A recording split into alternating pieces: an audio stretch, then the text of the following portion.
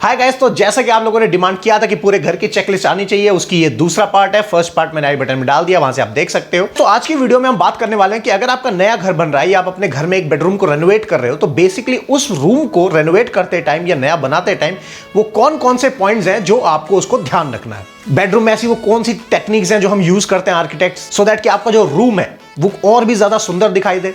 और as a civil engineer हम वो कौन से पॉइंट्स देखते हैं कि आगे जाके मेंटेनेंस पॉइंट ऑफ व्यू से यार हमारा जो खर्चा है वो बिल्कुल जीरो रहे, कोई ज्यादा पैसा खर्च ना हो हमारा।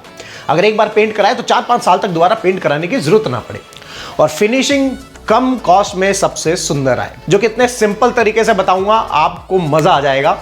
और वीडियो को एंड तक जरूर देखना, क्योंकि एक दो बार मैंने ये देखा है कि लोग आधी वीडियो देख के चले जाते हैं और फिर आधी नॉलेज हो जाती है, और आधी नॉलेज ना बहुत डेंजरस होती है। तो आइए वीडियो को शुरू करते हैं। नमस्कार दोस्तों, स्वागत है मेरे चैनल इंटर कोच पे, और मैं हूं आपका inter coach and inter building consultant Manish Sehrawat. तो हम ये मान के चलते हैं कि आपका जो रूम है उसमें ब्रिक वर्क का काम हो चुका है, अब उसके अंदर बाकी का जो रॉ और सिविल वर्क है, जो इंटीरियर का वर्क है, वो होने वाला है। तो यहां से मैं आपको स्टेप बाय स्टेप सारे पॉइंट्स बताता हूं कि कौन कौन से पॉइंट्स आपको चेक करने। वो पॉइंट्स होंगे इलेक्ट्रिकल के पॉइंट्स, एसी के पॉइंट्स, पुट्टी के बारे में हम बात करेंगे, टाइल के बारे में हम बात करेंगे, पीओपी के बारे में बात करेंगे, फॉल सीलिंग के बारे में बात करेंगे, और लाइट्स रूम के अंदर कितनी होनी चाहिए, किस लेवल की होनी चाहिए, उसके बारे में बात करेंगे। तो हम कभी जब साइट विजिट पे जाते हैं या किसी साइट की सुपरवाइज करते हैं, तो जो हमारा मेन बेसिक जो मेजर पॉइंट्स होते हैं वो ये होते हैं कि सबसे पहले हम चेक करते हैं कि अगर जो बेड है, जहां पे जो बेड की आपकी लोकेशन होने वाली है, उसके लेफ्ट और राइट के जो साइड टेबल के ऊपर इलेक्ट्रिकल पॉइंट्स हैं, क्या उनके बीच का डिस्टेंस बराबर है या नहीं है।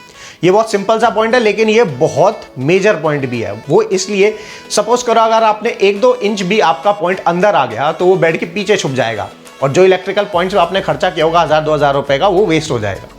तो हमेशा ये देखो कि उन दो पॉइंट्स के बीच में कम से कम गैप 6 फुट 4 इंच या 6 फुट 5 इंच का होना चाहिए, क्योंकि जनरली जो किंग साइज बेड आते हैं वो 6 फुट 2 इंच 6 फुट 1 इंच के अंदर अंदर खत्म हो जाते हैं। तो सबसे पहले आपको ध्यान रखना है कि हाँ, जो इलेक्ट्रिकल पॉइंट्स है मेरे बेड के दोनों तरफ वो है या नहीं है। दूसरा पॉइंट हम चेक करते हैं कि जब हम रूम के अंदर एंट्री कर रहे हैं तो जो मेन स्विच बोर्ड होता है जिससे आपके बेडरूम की लाइट्स जलेंगी एंट्री करने से पहले, वो पॉइंट्स अपनी सही लोकेशन पे है या नहीं है, वो इतने पास है या नहीं है कि अगर कोई बंदा डोर से खड़े होकर हाथ अगर कहीं भी मारता है लेफ्ट राइट या किसी भी वॉल पे अगर वो आ रहा है, तो रूम के एंटर किए बिना वो हाथ उसका वहां तक पहुंच रहा है या नहीं पहुंच रहा है। बट कई केसेस हम स्टक हो जाते हैं, तो हम देखते हैं कि और कौन सी बेस्ट लोकेशन होती है, सो दैट कि अंदर जाते टाइम क्या पता कोई चोर छुपा हो आपके रूम में, या कोई सांप आ गया हो, या कोई बिच्छू आ गया, होप ना आए, बट अगर आ गया हो तो आपको एंट्री ना करना पड़े और सीधा वहां से लाइट ऑन हो जाए। तो ऐसे और भी इलेक्ट्रिकल पॉइंट्स होते हैं, बट मेजर इनका ध्यान रखना होता है। अगर मैं ये सारे डिस्कस करता हूँ वीडियो बहुत लंबी हो जाती है, और फिर आपके कमेंट आते हैं यार वीडियो बहुत लंबी है, थोड़ा शॉर्ट पॉइंट में समझाओ।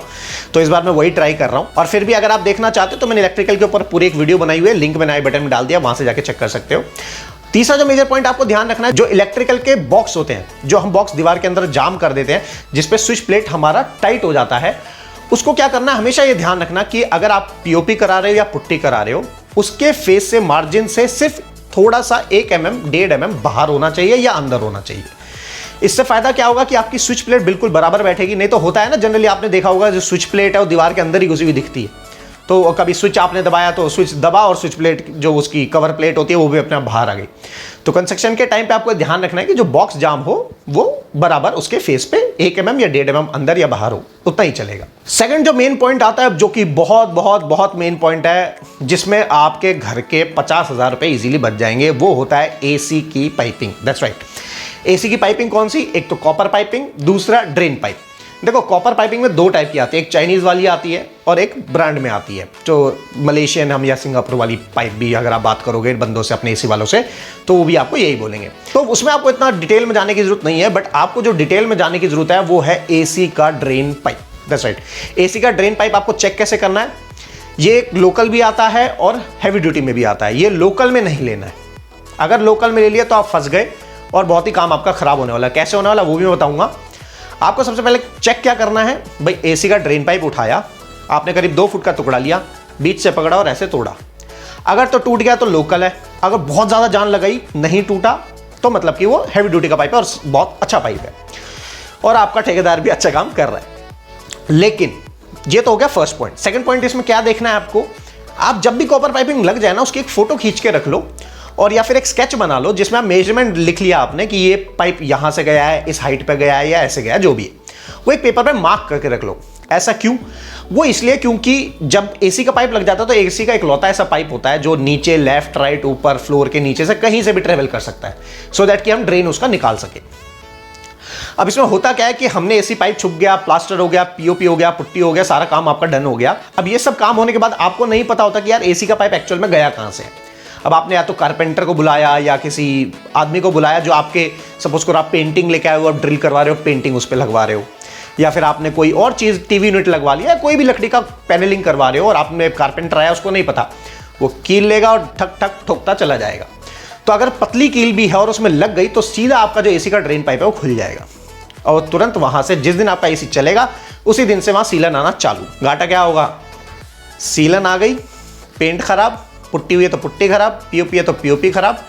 दूसरा घाटा, अगर आपको पता लगे चलो आपने रिपेयर करा लिया, तोड़ा फोड़ी करके 3-4 हज़ार आपने लगाए और वो तोड़ा फोड़ी करके ठीक है आपने सारा पाइप दोबारा लगवा लिया, लेकिन ईंटों ने तो पानी एब्जॉर्ब कर लिया। अब आपको अगेन 1 महीने तक वेट करना पड़ेगा कि जब तक ईंटें सूख नहीं जाते आप दोबारा पेंट पुट्टी का काम करा नहीं सकते। नहीं तो होगा क्या, अगर आपने तुरंत करवा दिया तो फिर वहां से वो एक व्हाइट कलर की जो पपड़ी सी आ जाती है और जो व्हाइट कलर की एक फॉर्म टाइप से जमा हो जाती है, वो हो जाएगा। तीसरा पॉइंट होता है जो एसी कॉपर पाइपिंग, जो मैंने कहा कि पाइपिंग पे ध्यान मत दो लेकिन वायर पे ध्यान दो। वहां पे 2.5 mm की लोकल क्वालिटी की तार डाली हुई थी, अब मैं नाम तो नहीं ले सकता लेकिन बहुत ही घटिया तार थी। तो आप कोशिश करो हमेशा सिर्फ एसी के लिए 4 mm की तार जरूर लगनी चाहिए। बट अगर हेवेल्स, फिनोलेक्स, पॉलीकैब है तो इसमें आप 2.5 mm में भी जा सकते हो, बट मैं रिकमेंड यही करूंगा कि आप 4 mm पे जाओ, क्योंकि एसी क्या है ना, लोड बहुत ज्यादा लेता है। तो मैं ये कहूंगा कि वो अलग ही तार पे रहे उसका लोड सारा, तो थोड़ा सा अच्छा रहता है। तो ये हो गया स्टेज 1, जिसमें तोड़ा फोड़ी काटा पीटी का सारा काम होता है। आपके पाइप कंसील्ड हो गए, आपके बिजली के पाइप कंसील्ड हो गए, आपका बॉक्स जाम हो गया। अब जो सेकंड स्टेज में क्या होता है, उसके अंदर होता है आपका प्लास्टर का काम शुरू हो जाता है। अब प्लास्टर के काम में क्या होता है, प्लास्टर जैसे शुरू हुआ, इसमें आपको क्या ध्यान रखना है कि नीचे जो आपने देखा होगा आपके घर में भी जो स्कर्टिंग लगती है, उसके फ्लोर लेवल से 6-7 इंची तक ना मसाले को छोड़ दिया जाता है कि वो बाद में रिपेयर में प्लास्टर होता है। बट ऐसा आप मत करो। देखो जनरली तो ये हर बिल्डिंग में, हर सोसाइटी में या कहीं भी जाओगे, इवन बड़ी जो मेजर कंपनीज है जो कंस्ट्रक्शन कर रही है वो भी यही काम करवाती हैं।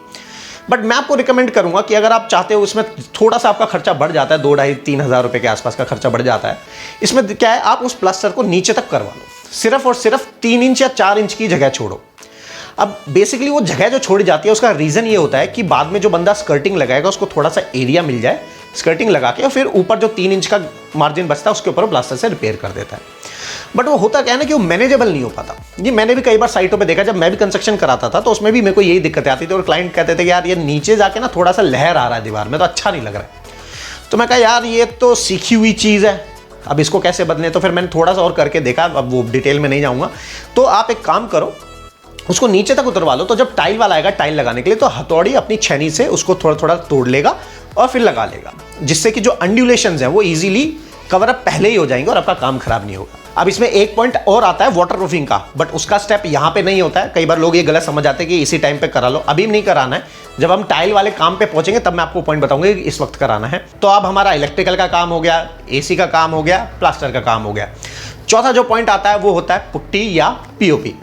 अभी देखो बहुत ही ये एक फनी थिंग है कि एक आप सपोज करो आपका घर है, ठीक है, आपने उसमें कहा यार मैं अपने घर को बहुत सुंदर बनाना चाहता हूँ, ये वो आपने अच्छा सा एक डिजाइन किया।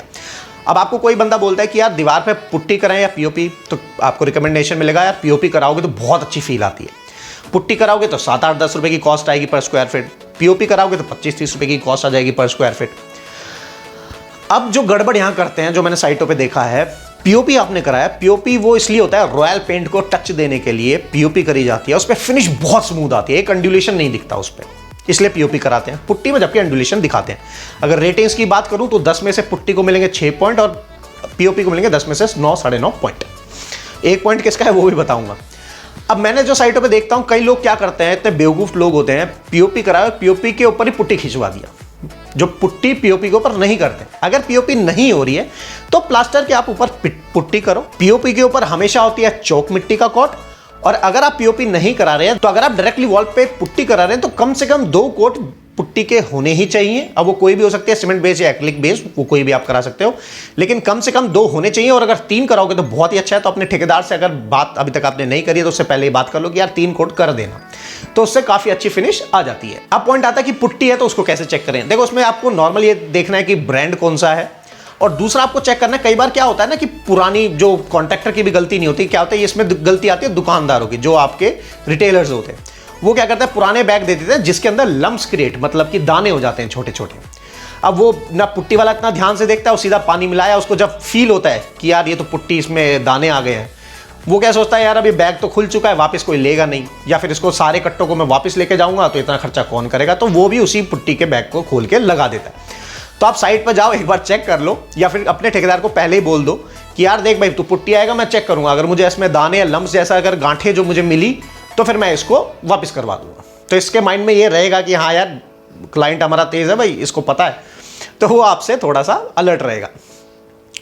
अब अगर पीओपी हो रहा है तो पीओपी के लिए मैंने डिटेल्ड वीडियो बनाई हुई है, वहां आप देख लो, इसमें मैं सिर्फ मेजर पॉइंट्स कवर कर रहा हूं। तो पीओपी में आपको बस ये देखना है, ध्यान रखना है कि पीओपी होने के बाद चौक मिट्टी का ही कोट हो, पुट्टी ना हो। और गाइस ये वीडियो बनाने के लिए यार ये बहुत पुराना एक्सपीरियंस है जो मैंने गेन किया, जो आप लोगों के साथ शेयर करता हूं। वीडियो को लाइक जरूर करो, चैनल को सब्सक्राइब करो, नहीं तो मुझे ना मोटिवेशन नहीं मिलती। अब जो नेक्स्ट पॉइंट आता है फिनिशिंग के केस में, वो होता है टाइल्स। अब टाइल में आपको क्या ध्यान रखना है, देखो टाइल के ऊपर तो मैंने बहुत सारी वीडियो बना चुका हूं, वो आप जाके पूरी सीरीज है वो देख सकते हो कि मार्केट में कैसे स्कैम होता है, कैसे कैसे आपको लूट सकते हैं, या कैसे कैसे आपको अच्छी क्वालिटी लेनी है, टाइल का डिजाइन कैसे लगता है, वो आप सारी वीडियोस वहां जाके देख सकते हो, आई बटन में मैंने डाल दिया है। तो इसमें मैं मेजर पॉइंट्स आपको बता देता हूं। और सबसे ज्यादा कॉल्स भी जो मेरे पास आते हैं, या जो साइट सुपरविजन जब हम किसी साइट का करते हैं, तो मैं सबसे ज्यादा ये देखता हूं कि सबसे ज्यादा दिक्कतें टाइल में होती हैं। अब एक फार्म हाउस का काम चल रहा है जिसमें हमारी साइट सुपरविजन चल रही है, आप बिलीव नहीं करोगे, सारी टाइल्स निकल रही हैं, सारी टाइल्स। अब वो कह रहे हैं यार काश मनी जी, हमने आपको पहले साइट सुपरविजन के लिए बुलाया होता तो यार ये दिक्कतें नहीं आती। और कॉन्ट्रैक्टर भी अच्छा था, बट वही है कि लैक ऑफ नॉलेज है, मार्केट में इतनी सारी चीजें आ गई हैं। टाइल का साइज तो बढ़ गया, लेकिन केमिकल के बारे में किसी को पता नहीं है। अब मैं अगर एक ही केमिकल की बात करूं, फॉर एग्जांपल MYK की, तो उसी में 305, 307, 315, 325, 335, अब देख रहे हो। अब ये बताओ इसकी डिटेल कौन पढ़ने वाला है? ना तो आप पढ़ने वाले हो, ना वो ठेकेदार पढ़ने वाला है, ना कंपनी उसको बताने वाली है। तभी हमने ये डिटेलिंग रिसर्च करी होती है, इसलिए मैं वीडियो बना पाता हूँ, क्योंकि मैंने बहुत डिटेल अपने एक्सपीरियंस में सीखी हैं चीज़ों को, शायद मैं इसलिए आप लोगों को अच्छा बता पाता हूँ। तो इसमें आपको ध्यान रखना है कि अगर विट्रीफाइड फ्लोर पे, सिरेमिक वॉल पे हमेशा लगती है, इंटरचेंज भी ये कर सकते हैं, लेकिन उसके लिए फिर केमिकल पे जाना पड़ेगा, सीमेंट पे नहीं लगेगी। तो अगर मैं बताऊँ तो अगर 2x2 की टाइल है फ्लोर में तो वो सीमेंट बदरपुर पे लगेगी, कोई दिक्कत नहीं है। 4x2 की टाइल है तो भी सीमेंट बदरपुर पे लग जाएगी, बट उस चीज में आपको ध्यान रखना है कि जब वो टाइल लगे तो उसको 2 मिस्त्री लगाए, एक मिस्त्री ना लगाए कभी भी। उसमें होता क्या है, टाइल अकेला एक बंदा पकड़ नहीं सकता 4x2 की, तो जब वो पकड़ के उसको रखता है तो एक तरफ से तो जो मेजन होता है वो उसमें आपका सीमेंट स्लरी को फिल करता है, दूसरी तरफ से लेबर उसको सेट करता है, जो कि एक गलत चीज है। उसमें क्या होता है, आधी तरफ से तो टाइल अच्छी फिक्स हो गई, बाकी आधी टाइल तो लेबर है जो कि अनस्किल्ड पर्सन है, जिसे कुछ पता नहीं है, वो उसको काम करता है। तो आपको ध्यान रखना है 2 बंदे उसको रखें, वो भी सीमेंट पे लग जाएगी। और उससे ऊपर का अगर साइज है तो हमेशा और हमेशा केमिकल में ही जाना है। तीसरा, बेडरूम्स के अंदर अगर मैं बात करूं, स्लोप नहीं देना होता है। एक क्लाइंट ने बोला कि हम स्लोप डलवा रहे हैं इतने का, बेडरूम के अंदर स्लोप नहीं देते हैं। डेड स्लोप रखो और वही सही रहता है, नहीं तो आपका जो बेड होगा वो भी टेढ़ा दिखेगा, साइड टेबल टेढ़ी दिखेगी, वो सब कुछ टेढ़ा दिखाई दे जाएगा आपको। और बेड भी हो सकता है अंडुलेशन हो जाए, तो जब आप उस पर सोओगे तो डक डक डक की आवाज आएगी। तो स्लोप नहीं देना, उसको डेड स्लोप रखो। जो स्कर्टिंग अगर आपकी जब लगती है, अब जो स्कर्टिंग मैंने कहा था आपको पहले, ये पॉइंट मैं यहां बताऊंगा, तो जब स्कर्टिंग लगने वाली होगी तो उसके जस्ट पीछे आपको वाटरप्रूफिंग करा देना है और तुरंत ही टाइल लगवा देनी, साथ के साथ वाटरप्रूफ करता चलेगा और साथ के साथ टाइल लगाता चलेगा। तो एक केमिकल का चिपचिपापन बना रहता है जिससे कि वो अच्छे से एडेसिव हो जाता है। फायदा इन फ्यूचर, और ये वाटरप्रूफ सिर्फ वहां करना है जो बाउंड्रीज के एरिया पे, और बाथरूम की कोई वॉल अगर बेडरूम में दिख रही है तो सिर्फ वहां पे करना है, पूरे घर में नहीं करना है। हार्डली आपका यार 500-700 रुपए का खर्चा आएगा, उससे ज्यादा का नहीं आएगा। स्कर्टिंग जब कटेगी तो ध्यान रखना है डायमंड ब्लेड होनी चाहिए। तो इन पॉइंट्स का आपको ध्यान रखना है। नेक्स्ट आता है फॉल सीलिंग। फॉल सीलिंग में आपको क्या ध्यान रखना है, पहले तो आप ये फोटो देखो, कुछ गधे होते हैं, उन्होंने क्या किया, फॉल सीलिंग जो लगती है, और अगर आप में से कोई है कॉन्ट्रैक्टर जो फॉल सीलिंग देख रहे हैं, पहले आप बताओ मेरे को कमेंट करके नीचे, क्या फॉल सीलिंग का सारा फ्रेम गिट्टी और पेच पर रुक जाएगा? नहीं रुक सकता, पॉसिबल ही नहीं है, क्योंकि पीओपी के फ्रेम में इतना हैवी लोड आता है जब उस पर पीओपी हो जाती है। फ्रेम तो हल्का होता है, लेकिन जब पीओपी लगती है उसमें इतना हैवी हो जाता है फ्रेम कि वो पूरा का पूरा फ्रेम नीचे गिर सकता है, चोट लग सकती है, और बहुत हैवी होता है। और पीओपी सूखने के बाद बहुत शार्प एज बन जाती है, तो सीधा कट और गहरे वुंड हो सकते हैं। तो उस चीज का आपको हमेशा ध्यान रखना।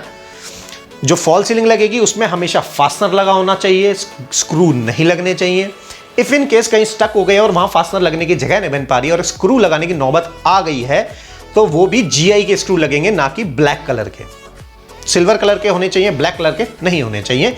सिर्फ और सिर्फ किस केस में, अगर हमें वॉल के अंदर डायरेक्ट कोई स्क्रू डालना है। तो अगर आप चेक करना चाहते हो कि क्यों ऐसा मैं बोल रहा हूं, तो एक ब्लैक स्क्रू लो, उसको प्लायर मतलब प्लास से काटोगे तो कट जाएगा, जबकि जीआई का स्क्रू नहीं कटेगा। उसके लिए बहुत ताकत लगानी पड़ती है, तो उसकी जो कैपेसिटी है, होल्डिंग कैपेसिटी, वो बहुत अच्छी होती है। फिर उसका एक मेन सेक्शन होता है कि जो उसका फ्रेम तैयार हुआ है, उसकी जो फ्रेमिंग स्ट्रक्चर जो तैयार हुआ है, वो इक्वल डिस्टेंस पे है या नहीं है। वो जनरली 18 इंची या 2 फुट के ऊपर डाला जाता है।